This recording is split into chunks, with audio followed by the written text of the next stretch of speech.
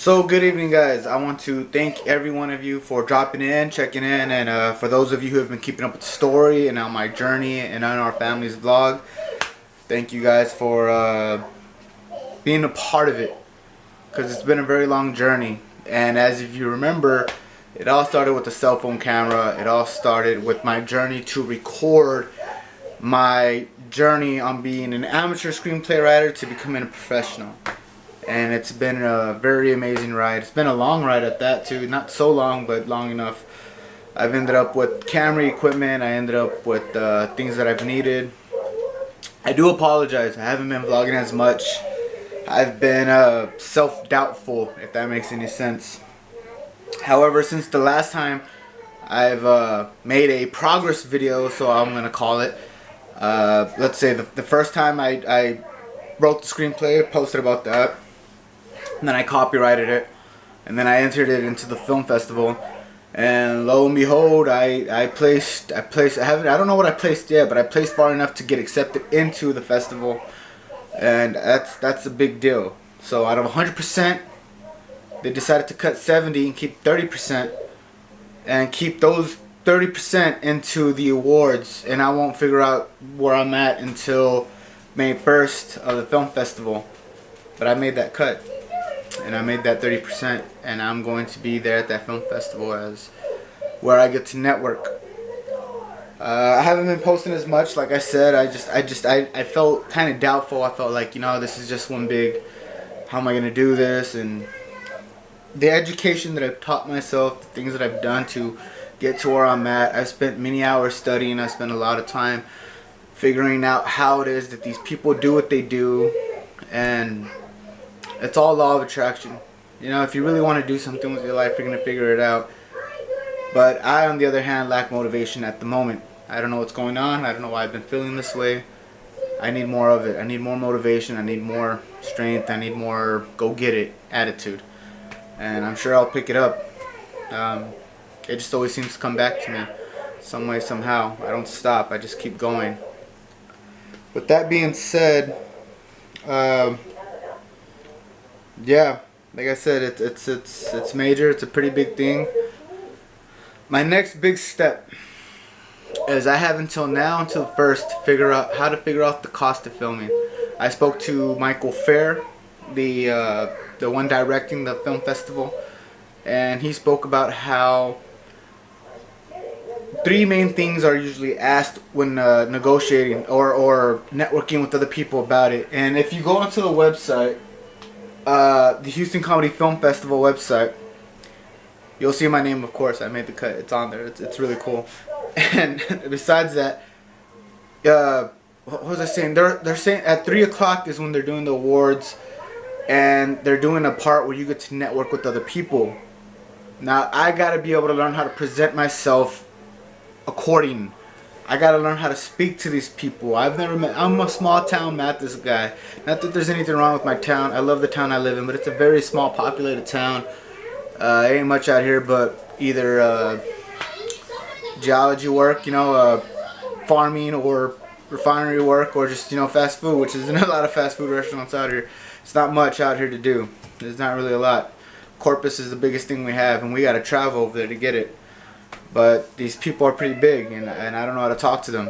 So the three questions, back to, I float off, I'm sorry, as mostly I know I'm ADHD. So the three main questions are, number one, who's the community for? And in all honesty, it's for everybody. It's for everyone living who has this kind of lifestyle. I mean, we all have grandparents, we all have, because the movie's about an elderly couple breaking out of a nursing home, and kind of like in a town like where I'm from, and a lot of us have been. So, but to the point, it is more or less for the Hispanic community. It's for the African American community as well, the white community, Asian community. There's all kinds of races that live in communities as such as mine. So, but it is more towards Hispanics. The main characters are Hispanic, and it has a lot of Spanish involved, and there's like a lot of Mexican tradition feel to it. So it is a Hispanic community. The second question that they'll ask is from Michael Fair's point of view, from what he's experienced and what he's being able to teach us or telling us to do, is What's the film about? So in a nutshell, I gotta figure out how to explain this film. And I gotta figure out how to explain it in such a quick way too. Because if I'm sitting here talking to you forever about what the movie's about, it's for whatever reason it's just not gonna sound good. I gotta make it sound brilliant and amazing within a matter of 30 seconds, 20 seconds, 15 seconds. I haven't even, figured that part out. And it's so weird because like when people ask me about the movie, without even noticing I'm doing it, I'm explaining it to them and I'm doing an amazing job. And it's not till where I start thinking about how to say it is when I start kind of messing up. So that's something I want to, not that I have a problem with it, I just need to learn how to do it, when to do it, and exactly what way to do it. Because I'm doing it in so many different ways. I need to pick one, stick with it, and bold that way out, if that makes any sense. The third thing is, and this is the toughest one. And this is where I'm scared at. And I'm going to be honest with you viewers, I'm going to be very, very honest with you. I have never been in a position to where I've never been in a position to where it comes to what I want to do in life, in my career, and me hit a point to where I don't know what to do.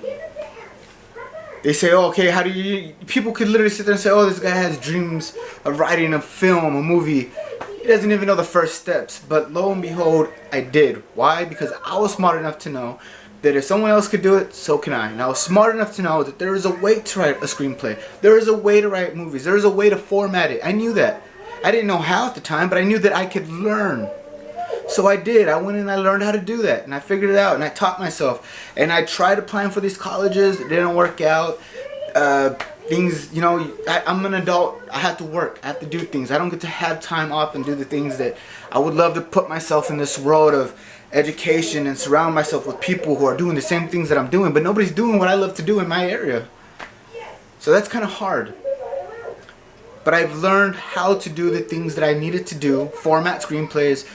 I literally called Universal Studios and I've called talent agencies out in Burbank, California and Los Angeles, and they've all come down to say the same thing. They're like, who are you? What do you want? Why are you calling us? And I'm just like, well, I looked up one of my favorite movies that I saw on Netflix and I saw who the writer was and I figured out who that writer's talent agent was. So I called that talent agent company.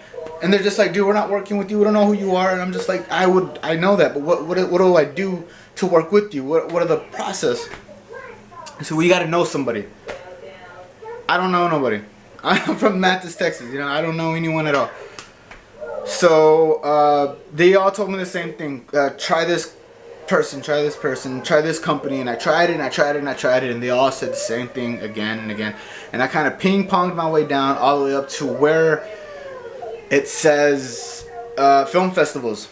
You gotta learn. You gotta go to a film festival. You got to get your name started in these film festivals if you don't have any major connections or if you don't know a guy who knows a guy, if that makes any sense.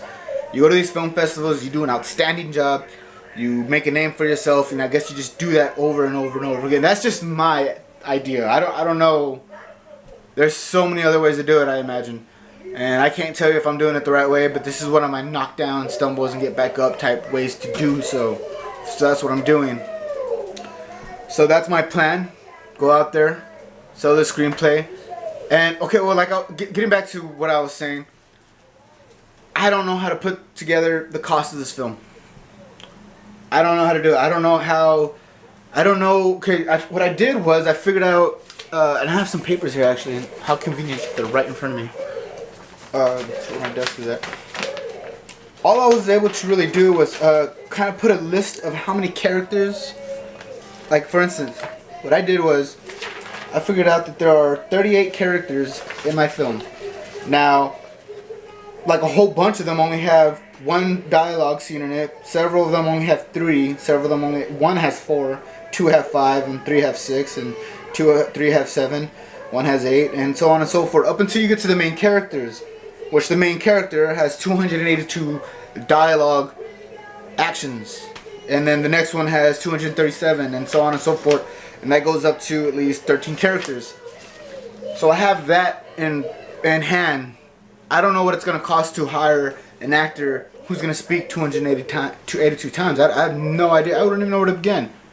I don't know. I don't know how they charge or what they do or what they don't do. So that's one thing that's bugging me compared to hiring the mailman at the very end who's getting one dialogue scene. What's the difference of pay? How much are you going to pay the mailman? How much are you going to pay the main character? For how long? For how many days? The second thing I figured out was locations. Okay, back to it. Now, I don't know what it costs for these characters, but I can give this list to someone who I'm trying to set up to and just be like, well, as you see here, this is the amount of characters you're going to need to hire. Actors, at least, and this is based on their dialogue, I guess that determines how you're going to pay them or whatever. I put together the amount of locations, which is altogether 17 locations altogether. Now, that's a tricky one because, one, how am I supposed to do that? Are they using a theater set? Are they using a shack and have divided theater pieces up?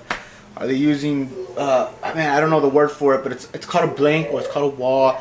So they get cardboard or some type of wood board and they make their own, like all this right here could be fake. All this background could literally be held together by 2x4s and a wood board. And it could just be designed to look like the inside of a house with the help of lighting, by the way. All this is real. This is my home. But you get what I'm trying to say. Is it going to be that? Or is it going to be an actual home? We don't know. And I don't know what the cost is to actually build something up like this or to film in an actual... Are they going to rent a building for some of these scenes or some of these locations? I don't know. So that's my stumbling point. I don't know how to put together a cost of a film. And I have a few weeks. That's my wife and daughter in the background if you heard them. I have a few weeks to figure out how to do this. And I don't know, I feel like I'm not going to let myself down, but then again I feel like this is the major thing that you finally come across that you don't know how to do. This is finally the one thing that I've come where I'm way over my head. And I've never felt that way about anything that I wanted to do in life, except for this. Because I have no knowledge of it, because I was never taught. And I never thought that there would be something that would come across that I couldn't teach myself, but I wouldn't even know how to begin how to teach myself how to do this. Again, that's my wife and daughter in the background. My daughter's acting up. But yes, I will. I will figure out something. I think maybe, I don't know. So just you're gonna have to find out. You're gonna have to keep up the vlog. You're gonna have to keep up with what's going on and how I'm doing and stuff like that. So thank you for watching. Thank you for keeping up with us and subscribe if you haven't. The Daily Bacon is awesome. You can also, in between fillers, you get to see what me and my beautiful family get to do, like on our weekends and having fun and stuff like that. Random things that we do. It's not like every day I'm making a major move in this career. So, you know, you got to keep it interesting. So again, thank you guys for watching, and I'll catch y'all next time on the Daily Bacon.